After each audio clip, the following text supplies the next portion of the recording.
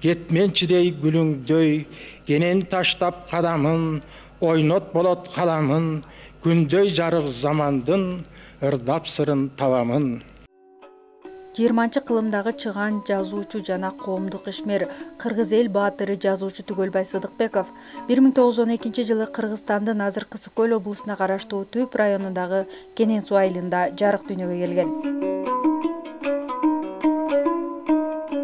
1928-1931 Фрунзе шаарындагы айыл чарба техникумунда, 1931 Ашхабад шаарындагы Орто Азия ветеринардык институтунда окуган. 1931-1936 жылдары Ленинчил жаш гезитинде бөлүм башчы, 1937-1947 жылдары Кыргызстан жазуучулар биримдигинин башкармалыгында да кеңешчи, 1949-1951 жылдары Кыргыз Мамбастанда редактор болгон. 1970-1980 жылдары ортосунда Түгөлбай Сыдыкбеков улутчул жазуучу катары бейрасмий түрдө обо чогултулган, бирок анын бир кезде сталиндик сыйлыкка ээ болгондугу жана аны толук куугунтуктоого бийликтегилерге мүмкүнчүлүк берген эмес.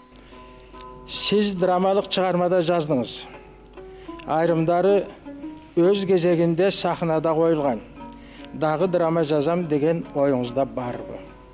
Кыргыз тарыхын калыс иликтөөгө, кыргыз тилин ички сөз кампасына ылайык байытууга замандаштарын үндөгөн. Расмий бийликтерди бул жааттагы өксүктөр үчүн тайманбастан ачык сындаган. Ошондуктан аны Совет доорундагы кыргыз диссиденти катары таанышат.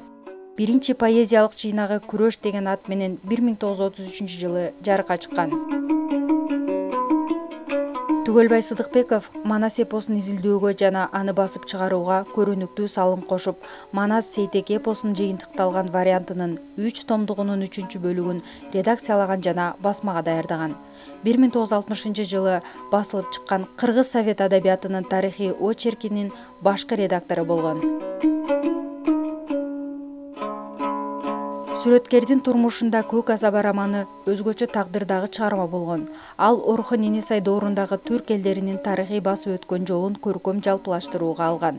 Бул дал ошол тарыхыйлыгы менен тоталитардык доордун кара сандыгына кабылып, көп жылдар окурмандарына жетпей, заман бир аз оңолгондо гана 1989 жылы окурман колуна тийген.